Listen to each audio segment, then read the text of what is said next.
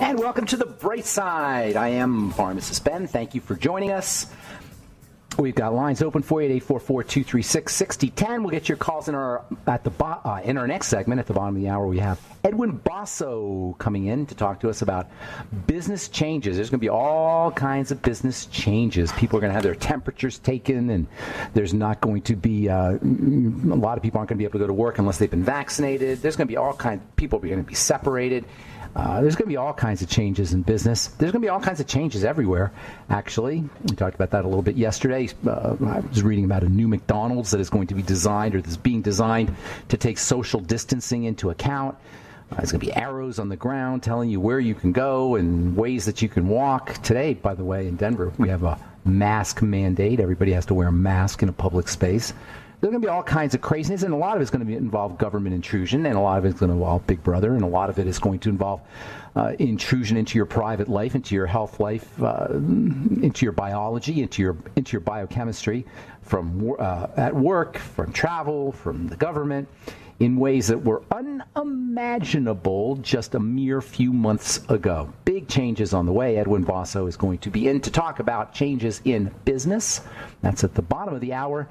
And we'll take your phone calls in our next segment, 844-236-6010. If you want to purchase longevity products, you can call 866-735-2470, or you can head to our websites, brightsideben.com, pharmacistben.com, or criticalhealthnews.com.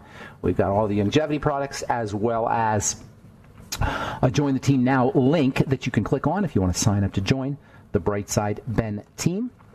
Love to have you on the team if you're an entrepreneur, or even if you're not, even if you are just looking to make a side income, a side hustle, or if you want a full-time income. A lot of people are making good money. In fact, the checks in the last 2 months, not surprisingly, have gone up because people are getting hip to supplementation. People are getting hip to the ideas that we've been talking about on this program for a decade, that I've been talking about since I first learned about the power of nutrition and nutritional supplementation when I was in pharmacy school. Dr. Wallach's been talking about it since the 1960s. And people are now getting hip to the idea that you have to strengthen your body with the medicine called nutrition via nutritional supplementation if you're going to maximize your good health, if you're going to optimize your body's God-given immune system. It isn't going to come from food. In fact, food costs us nutrition. Tell that to the next knucklehead who tells you, oh, well, I just eat good food. I don't take supplements. I just eat food. Food, the way it's processed today, the way we take care of our food needs today, the way food is grown from the soil upward, costs us nutrition. It costs us nutrition to detoxify glyphosate. It costs us nutrition to stabilize the body after ingestion of a high-calorie or high-sugar meal. It costs us nutrition to eat. And even, by the way, it costs us nutrition just to eat regular food. But regular food replaces that nutrition. You're not going to get what you need from the 4 food groups, period. That's not going to happen. And there's no way to know when it's not going to happen. There's no way to know how, to what extent it's not going to happen. Get on a supplement program, and more and more people are doing that. Supplement business is booming. You can't even find zinc and vitamin C in health food stores. And by the way, it's more than zinc and vitamin C that you need for your immune system. It's more than just supplements for your immune system. You need 90 basic essential nutrients. Essential meaning you have to get them from your diet. You have to get them from the outside in because your body can't make them. It's not coming in from food. That leaves only one place, and praise God for nutritional supplementation. If you want to get in on the billion-dollar health business or nutritional business, this is a great opportunity to do it. And as I said before, you're not going to get in on the ground floor because that's already gone. But you will get in on the first floor. The longevity business is exploding, and I'd love to have you on the Brightside Ben team. I can help you grow your business. I can help teach you about nutrition in a way that's more in depth than we talk about on this program. I have personally dedicated my life to teaching people about nutrition and chemistry in their bodies and their skin and their health. And I do it all over. I do it on this radio program and in my presentations and in classes, but I can do it for you personally if you're on our team. And we can help you not just in terms of health and nutrition, but we can help you in terms of your financial health, in terms of how you make money. You owe it to yourself to at least look into it. If you're seriously dedicated to being better, to being great, to being financially independent, to understanding health and being healthy, you owe it to yourself to at least look into the business opportunity at Youngevity. Call 866-735-2470 or head to brightsideben.com, pharmacistben.com, or criticalhealthnews.com and click on the Join the Team link. All right. Got a couple lines open, 844-236-6010. We'll get your calls in our next segment. I want to continue talking about this idea of the blood and COVID and the disease state. We always talk about the blood in this program. If not directly, we talk about the digestive system, and the digestive system, the health of the digestive system is really, that's probably the number one factor when it comes to keeping the blood clean. When the blood is dealing with immune system reactions, inflammation, protection, it does what every system in the body does when it's confronted with an enemy. It protects itself. And this protection involves clotting, or the protection in the body involves closing down. In the blood, it shows up as clotting and coagulation. Clotting and coagulation are tightly regulated, and any issues you have with clotting and coagulation as an overclotting or overcoagulation or fibrosis or contraction or inflammation, yes, blood inflammation, is going to age you and ultimately kill you. And it will cause every single chronic health challenge that you can name, including cancer and obviously heart disease. So keeping the blood free of fibrosis, of immune reactions, of clotting and coagulation is job number one. Now, I talk about nutrition the digestive system all the time, and largely that's because of this whole connection between the digestive system and the blood. That's called leaky gut, by the way. If you ever hear the term leaky gut, what you're really talking about is blood coagulation, blood thickening, blood fibrosis, blood inflammation. That's the problem with leaky gut. It mucks up the blood. I sometimes talk metaphorically, and I'll say, oh, well, dirty blood, sludgy blood. That's just because I like the way that sounds. It sounds really graphic, sludgy blood. But what's happening is this fibrosis and inflammation. I'm not saying sludgy blood poetically. I'm saying it literally. But it's very descriptive. Do you want sludgy blood? Does anybody want sludgy blood? Use strategies for thinning the blood, for helping the blood move if you want to stay healthy. And use strategies for helping the blood move if you want to protect yourself. Not a mask. That's idiotic. That's pure idiocy to think that a little virus is not going to be able to penetrate a mask either way. If you're depending on a mask and you're eating McDonald's and you're eating food that's going to clog up your blood and you're not taking care of your digestive system, that's like spitting into the wind. All right, I'm Pharmacist Ben. 844-236-6010 is our number. Got lines open for you. We got Edwin Basso. We'll talk some business at the bottom of the hour, and then we'll get your phone calls next segment. I'm Pharmacist Ben. You're listening to The Bright Side. We'll be back after this.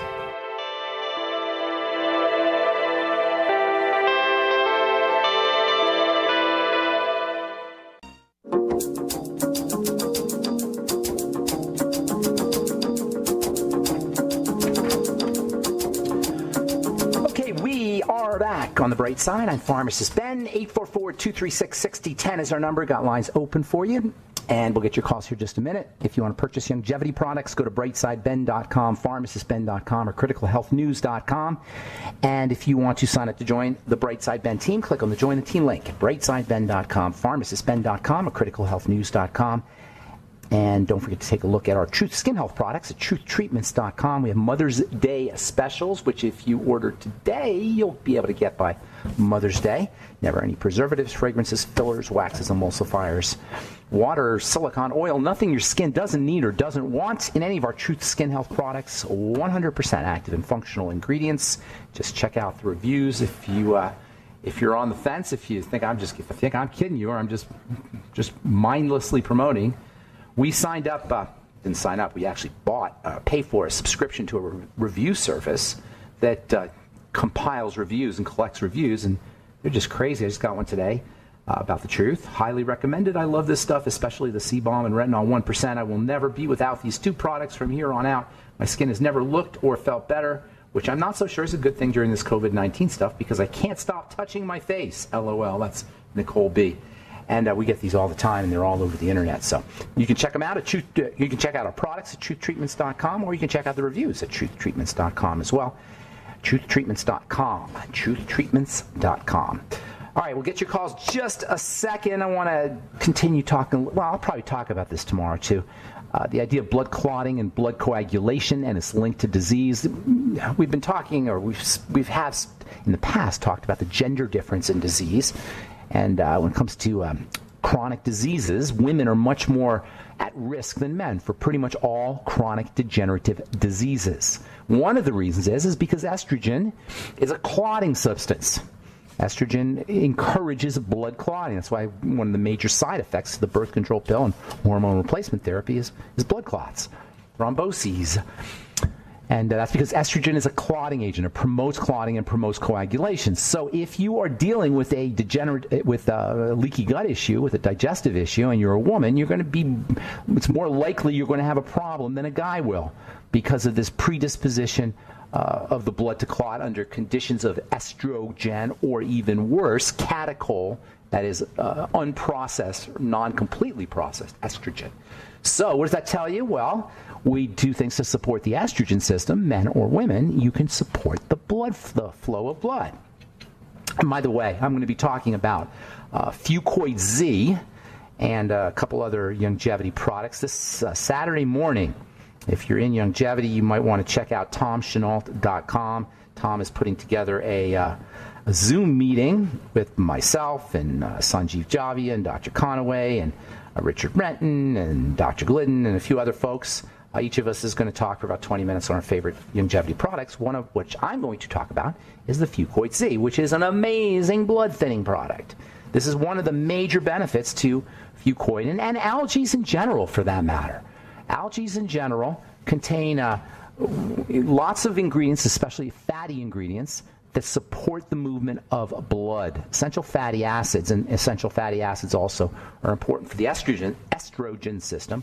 One of the major things, particularly omega-3 essential fatty acids do, is they support blood flow. They keep blood cells healthy. They keep them separated from each other. That's one of the problems, is when blood cells are not healthy, they clump up. And then you add your fibrosis and your immune reactions and the toxic particles that are floating in the blood, and you end up with a big old toxic mess. Keeping the blood cells separated from each other is very important. That's why oxygen is so important. Oxygen also helps keep blood vessels separated from each other, so making sure you're breathing correctly. There's incredible strategies for keeping the blood clean, for keeping the blood moving, and if you just focus on that, if you just focus on keeping the blood moving, you're going to dramatically reduce your risks of chronic disease as well as infectious, viral, or otherwise health challenges. All right, 844-236-6010 is our number. Let's say good morning to Robert in Nevada. What's up, Robert? Yeah, good morning, Ben. Thanks for taking my call. Appreciate that. Sure. You're familiar with Dr. Lorraine Day, are you not? Yes, of course, absolutely. I haven't read her in a while, but she was one of the first people I read many years ago, back in the 90s. You were familiar with her battle with breast cancer about 2 decades ago? Didn't she pass away? No. She's still alive. I heard on the radio not 3 weeks ago. Gotcha. Very much Okay. I apologize for that, Lorraine. I didn't mean to do that. You know about breast cancer, correct? Well, I know she had breast cancer, but are you saying something specifically? Is there something specific about it? I am. Yes. And yes. She swears hand on the Bible that all she does is simply eat good, clean food. A, that's how she got rid of her breast cancer, and B, that's how she continues to lead a healthy life. So she doesn't supplement? She doesn't supplement? No, just good food. So she would disagree with you and Joel Wallach and Jim Ram at all about the need for vitamin D. Let me explain. She's disagreeing based on her personal experience. Okay? Yeah. And that's great, and that's more power to her. But what I've seen in my personal experience, as well as in my clinical experience, is that when a patient gets on zinc 50 milligrams, zinc picolinate 50 milligrams, even if they're eating well, their skin improves.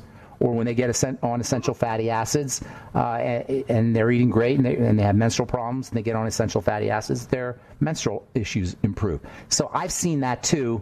I can't speak for her personal experience, but yeah, more power to her. She did cure herself of breast cancer, so she's got some credibility. and I do like her stuff, but I've seen too many people improve their lives and change their lives with supplementation. Plus, logic tells you, listen, Robert, logic tells you, how do you know what you're getting in food? Just intelligence. Forget my opinion, her opinion, forget anything else. Just common sense and intelligence. How do you know what you're getting in your food? How would Lorraine Day answer that question? How do you know, Lorraine, what's in your broccoli? How do you know, Lorraine, what's in your fish? How do you know, Lorraine? Yeah, of course, it's just logic.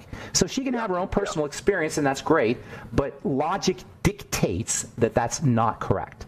Just logic. I'd be willing to bet she grows her stuff in the garden. I doubt well, how do you know what's in the soil? How do you know what's in the soil?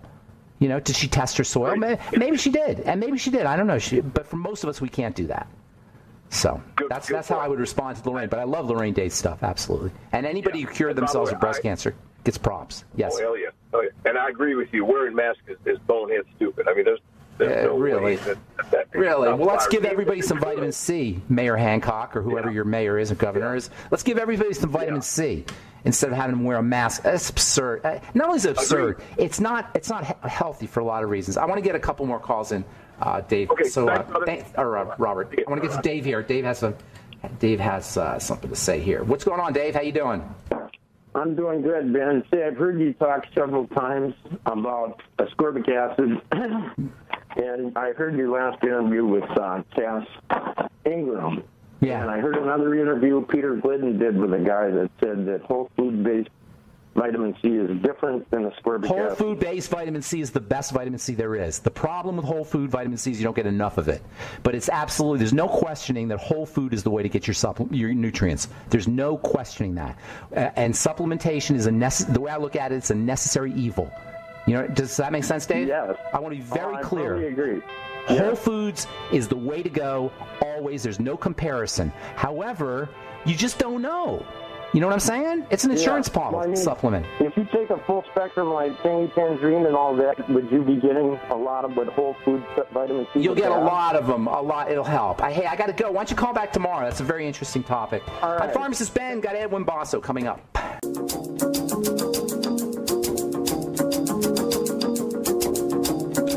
Okay, we're back on the bright side. I'm Pharmacist Ben, and if you want to purchase longevity products, go to brightsideben.com, pharmacistben.com, or criticalhealthnews.com, or call 866-735-2470. I am very excited to have our next guest on. Edwin Basso is the founder and CEO of the Myrtle Consulting Group. He's the author of a book called 6,000 Dreams, A Leader's Guide to Successful Business Transformation Journey. Edwin is a change manager, and I can think of no better skill set to have in this crazy time we're living in than to be a change manager. Edwin says this event gives leaders carte blanche in many respects to implement bigger plans and changes than before. I've always said crisis equals opportunity, and the bigger the crisis, the bigger the opportunity. Please welcome to the bright side, Edwin Basso. What do you think about that? Big crisis, big opportunity, right, Edwin? Absolutely. How are you, Ben? I'm good. Nice to talk to you. Thank you so much. So I've been reading a lot about how businesses are going to change, and basically what I've been reading about is how businesses are going to change in terms of how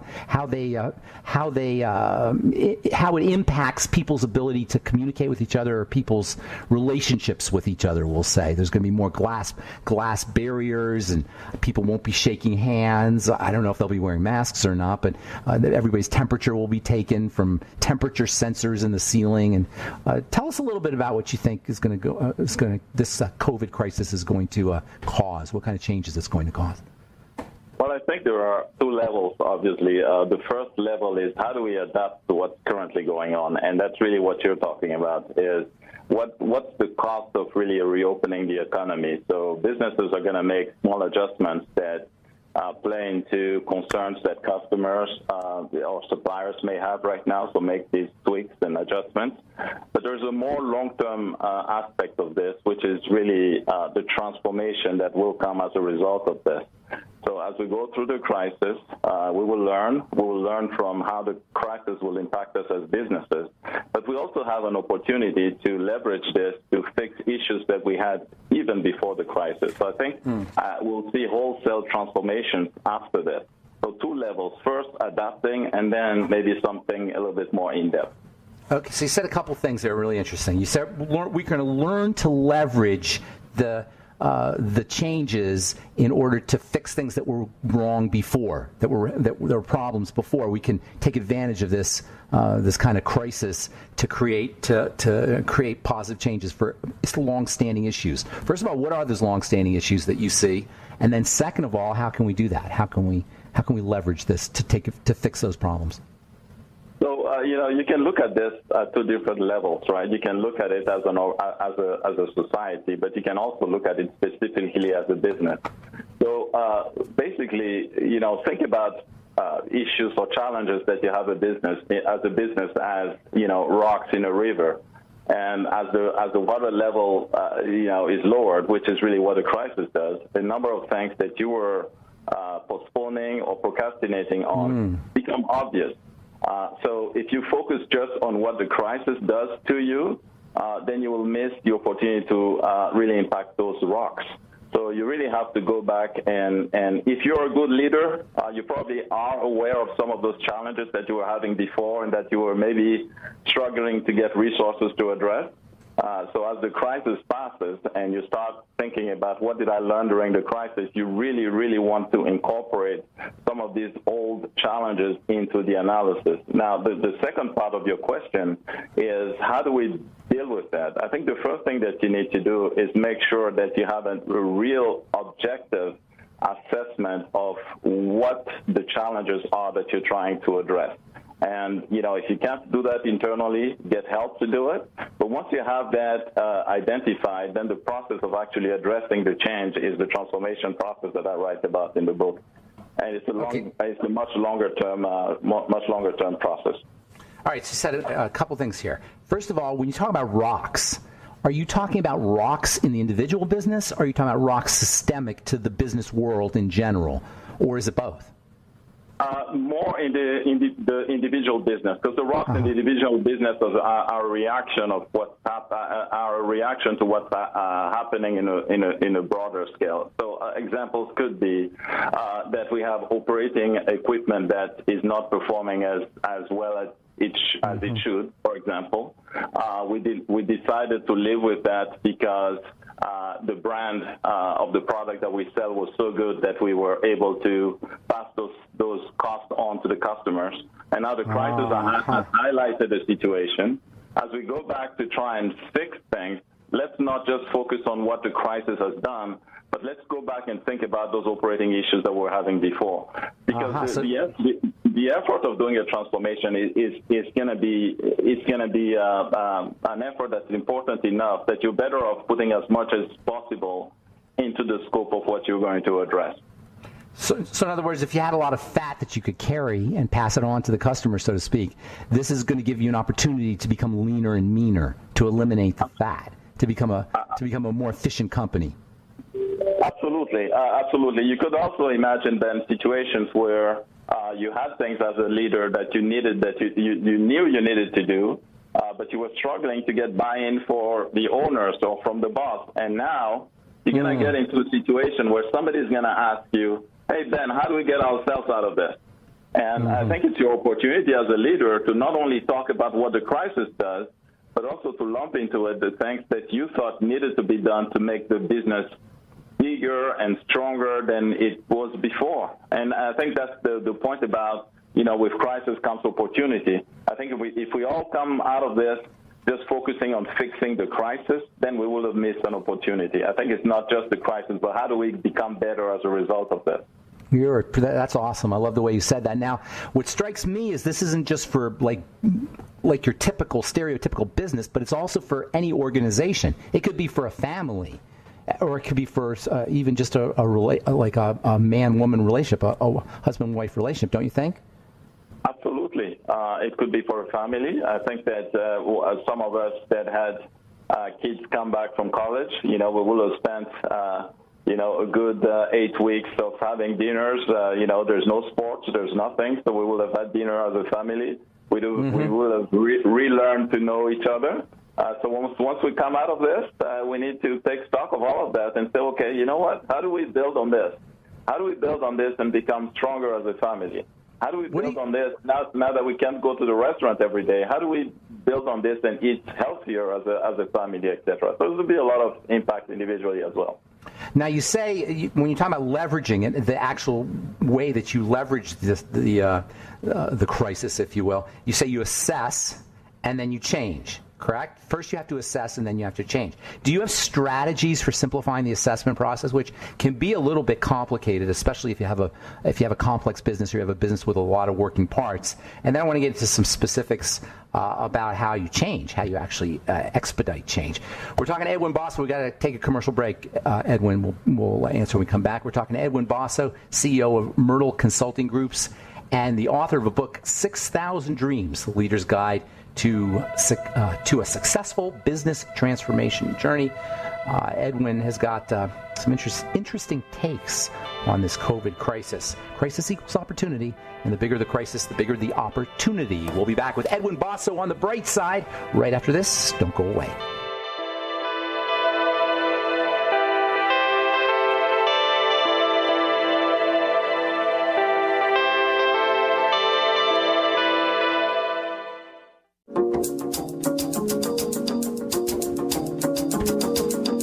We're back on the bright side. I'm pharmacist Ben. We're talking to Edwin Basso, founder and CEO and senior partner of the Myrtle Consulting Group and author of the book, The Leader's Guide to a Successful Business Transformation Journey. Edwin, do you basically deal with big companies or do you deal with small businesses too?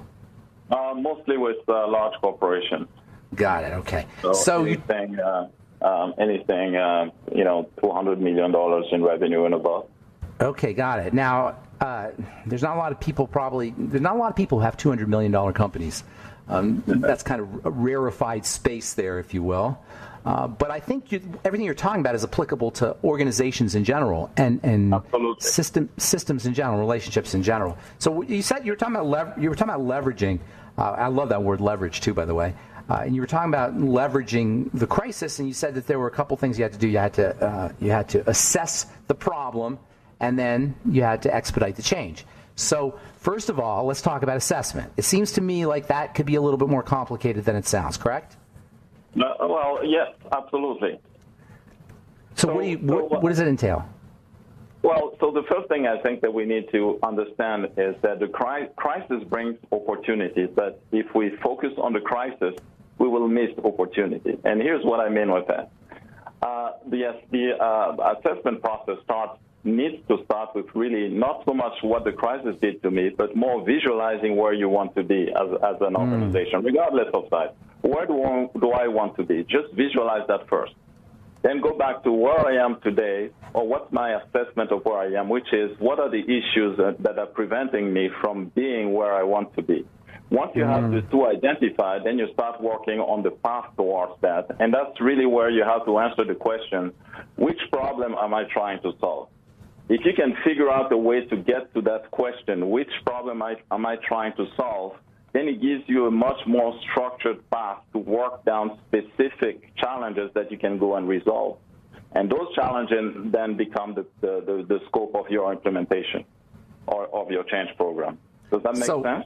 Yeah. So that's a lot there. So what problem am I trying to solve is like a question in and of itself. Finding out the problem is problem number one. Is that what I'm hearing you say? That's exactly that. And the problem is that if you don't get to that question, then you start working in a lot of different directions, and you may completely miss the opportunity. So the first process is visualize where you want to go. Where are you today? And then ask yourself the question, what problem am I trying to solve? And that should give you specific steps to work towards where you want to be. Now, when you say what problem am I trying to solve, it sounds kind of silly. Well, of course we know what problem, but we know what problem it is. But what you're saying is, what is the major problem, or the first problem, or the most important problem? Correct? Yes, but it's not as silly as it may sound, because what happens is that people, I can give you an example. If you look at what's happening right now, we're trying to, you gave the example earlier where we're going to separate ourselves with glass barriers, or avoid shaking hands and all of that, is because we're dealing with what we perceive to be the problem today. But that's going to pass, because what we're living through today is not the normal. It's an opportunity to learn. That's going to pass. So that's the step one. So the step two is really, when I say what problem am I trying to solve, it's really looking at obstacles between where I am today and where I want to be as a business, regardless of size. And if where I want to be as a business is, being more stable, have a better relationship with my employees, have a better connection to my processes, etc. Those are big issues that you really have to focus on in the scope of the transformation. Am I here? Go ahead. Am I hearing you say that there are businesses that don't know where they want to be? They actually have to sit and kind of concentrate on it or focus on it, place attention on it because they don't automatically know? Absolutely. I would actually say most businesses. And the reason why I say that is because it's constantly changing. It's constantly changing, and sometimes the change in the environment is worth reacting to, and sometimes it's not. So you have to have that continuous assessment of, am I in the right place? Am I still am I still moving in the right direction? Are my strategic assumptions still valid? Imagine a company that would have made plan in December, and they find themselves in April in the middle of this. Then obviously this will give them information that they should use to reassess where they were going in terms of strategic direction. Look at United Airlines.